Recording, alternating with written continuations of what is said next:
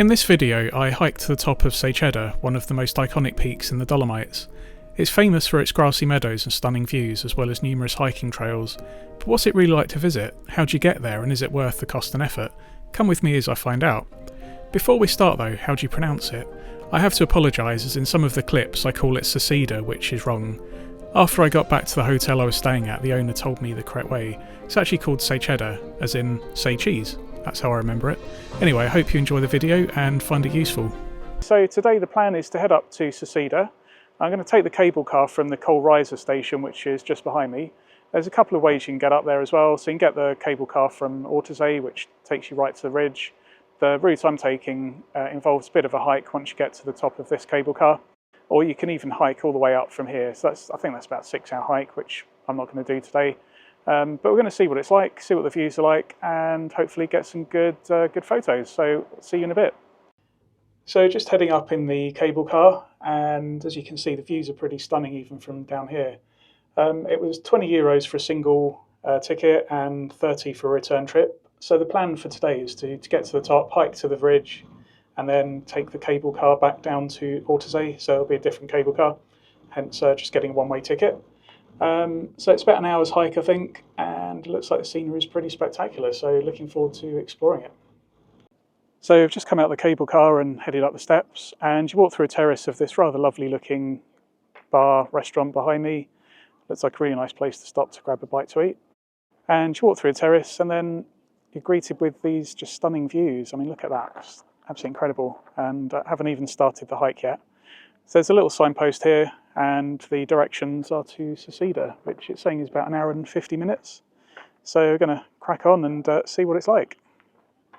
The path has been pretty easy to follow up from the cable car, and you basically just head to the ridge at the top, so you can see where you're going all the way up the path pretty much. The views here are pretty amazing though. I mean, just check that out. Stunning, isn't it?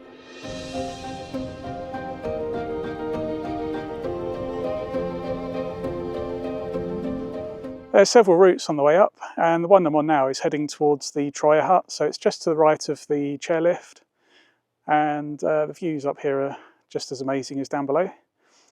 This will lead up to the panoramic viewpoint, and then I can head back down to the cable car back to Terrace.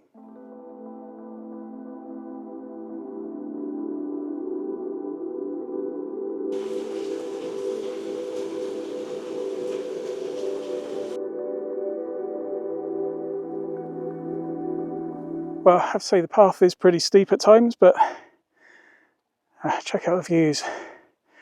Certainly takes your mind off being out of breath.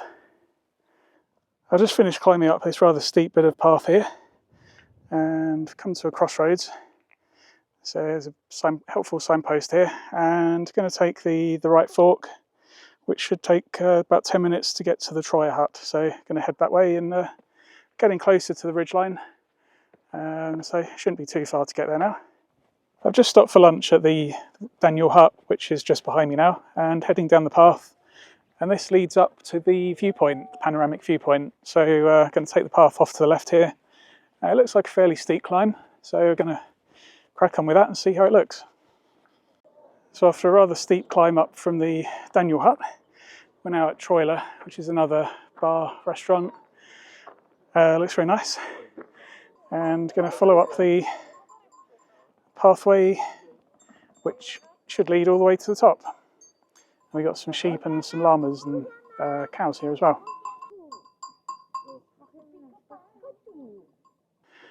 Right, this bit of track is just up from the Triler Hut. It's a bit steeper than it looks. It's quite hard going. We've got a fair bit to climb still, and I'm definitely not fit enough for this. So I've been heading up this pathway from the Triler Hut.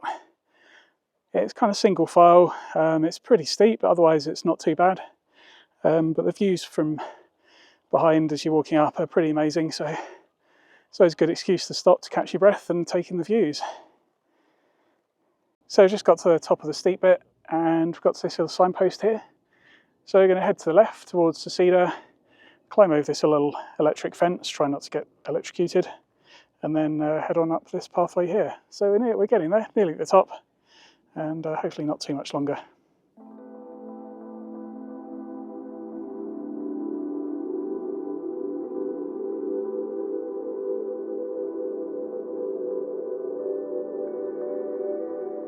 heading up the final stretch to the ridge. There's a little junction just back there, 2 signs to Seceda. One takes you to the cable car, which is off to the left, and the one which I'm on is the one to the right, which takes you up to the ridge, the viewpoint. So heading up there, into the mist it seems. I've made it to the top, and this is where, pretty much down here is the cable car. So I've walked all the way up this trail, pretty steep in places, but the views have been amazing. And this is the view at the top of the trail, which is kind of hidden in cloud a bit, which is fairly common I think, but pretty spectacular anyway. There's not much. The view over here disappears into the cloud. But look at that, it's pretty amazing really. So now I'm going to head along this pathway here and head to the cable car, which is down the other end of this path. So the best viewpoint for seeing the ridge line is if you head out here to this little viewing platform by the chairlift. So there's a fairly steep path up here. As you swing around, this is the kind of view we're getting. And it's hidden in the clouds a bit, but that's pretty stunning really, and definitely worth the walk up. This is the view from the top. You can see there the valley that I've just climbed up from is in fairly clear conditions, but then literally just covering the ridge is a whole load of cloud. So hopefully this will shift fairly soon, otherwise there's not much of a view. And just a few minutes later, clouds are clearing, and look at that view. It's fantastic. Definitely worth the walk up here. It's just incredible, isn't it? This is the path I've just come up. And as you get to the top, there's a little viewing platform, which has got a pretty amazing view over the ridge there, over the peaks, and they're just poking through the clouds. And you see stunning views from up here. So I'm going to take a few more photos and then head back down on the cable car.